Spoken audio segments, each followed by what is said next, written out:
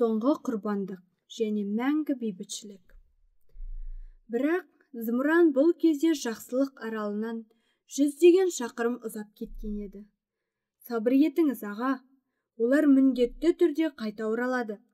Жаңа ғана өзі айтты ғой, деп балалар шуылдаса жөнелді.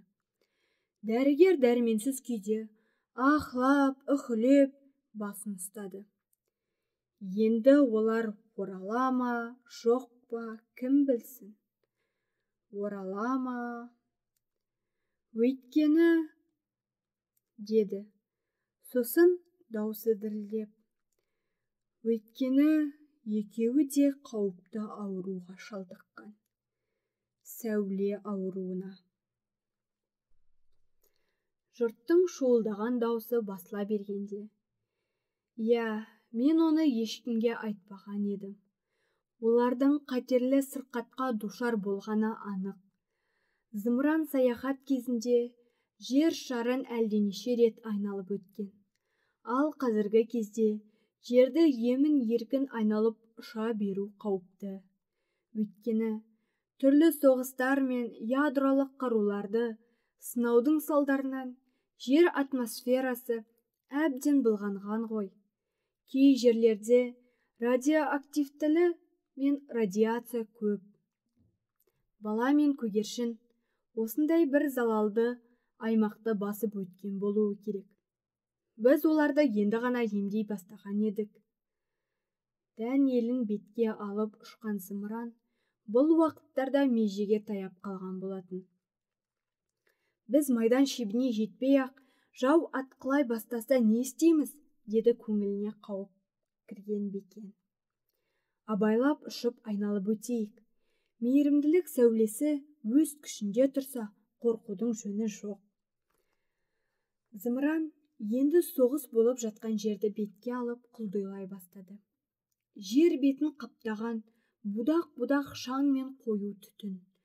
Тоқтап, саябырсудың орнына соғыс керісінше өршей түскен сияқты. Бөбек күлкісінің сәулесін жерге бағыттай ұшқан достар майдан шебін бір айналып өтті. Енді алыстан орғытып, жер бетін бақылап келе жатты. Солақ екен, бұрқ-бұрқ жарылған снарядтар мен бомбалар күрт тұйыла қалыпты. Бір топ соғыс ұшақтары бұлардың қасына зулап өте шықты. Достар мейірімділік сәулесінің әсерін көздерімен көру үшін зымырандарын тоғайдың шетіндегі ашық алаңға қондырды. Қараса, қонған жерлері тура әскери бөлімнің жан екен. Ауадағы қышқылтым дәрі иісі де, түтін мен шаң да әлі сейіле қоймаған. Ағаштар қурап, жер беті шұрқ тесік болыпты. Бірақ әскерлердің түріне қарап, жаңа ғана осы жерде соғыс болды деп ойлай алмайсың. Жарқын-жарқын күлімсіп, өздерімен өздері. Бұларды көріп, бірнешеуі жүгіріп келеді. Олар екеуін де төбелеріне көтеріп мәз-мейрам. Басқыншы елдің бүкіл армиясы аяқ астынан осылайша мейірімді жандарға айналып, лезде өзгеріп шыға келіпті. Соғыс дегенді естен мүлде шығарып, елдеріне қайтуға жиналып жатыр. Екі дос осыдан кейін қан төгіс пен зорлық-зомбылық үстемдік етіп жатқан елдерді аралауға аттанды. 3 күн, 3 түн ұйқы көрмей, нәр татпай, жер шарын бірнеше рет айналып өтті. Мейірімділік сәулесі қашықтан-ақ адамның жан дүниесіне қатты әсер етеді екен. Чилидегі жендет тұтқынды ату үшін кезей берген мылтығын лақтырып жіберді де, ыстықтан қашып көлеңкеге қисая кетті. Оңтүстік Африка нәсілшілі өзі тепкілеп жатқан қара баланы мойнына мінгізіп алып, өз баласынша ойнатуға кіріскен. Израиль ұшқышы Газа секторына бомба тастаудың орнына әрқашан күн сөнбесіңді шырқап, аспанда қалықтап жүр. ақш әскерлері Ауғанстанды тастап түгел кетіп үлгеріпті.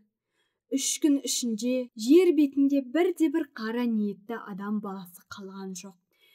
Ең жауыз баскесерлердің өзі жүрегінен тек аяушылық пен сүйіспеншілік ұшқынын шашқан мейірімді әкелер мен ағаларға айналды. 3 күннен кейін адамзат қоғамы бұрын соңды болмаған ғажайып дәуірдің құшағына енді. Жер тарихында бірінші рет бүкіл адам баласы түгел қатысқан той болып өтті. Сол күні планета халқы тұңғыш рет тегіс тыныштық құшағында ұйықтады. Бірақ таң ата бүкіл әлем жаманат атаулыдан бірінші рет естіп тұрғандай қайғылы хабарды түршіге тыңдаған. Жер бетіне түбегейлі бейбітшілік әкелген ажырамас екі дос, Шапағат пен Бекен, сәуле ауруының зардабынан мәңгілікке көз жұмып еді. Бұл екеуі адамдар арасындағы соғыстың соңғы құрбандығы болатын. Олардың қабірінің үстінде бір топ бөбек күлкісі көктеп тұрды.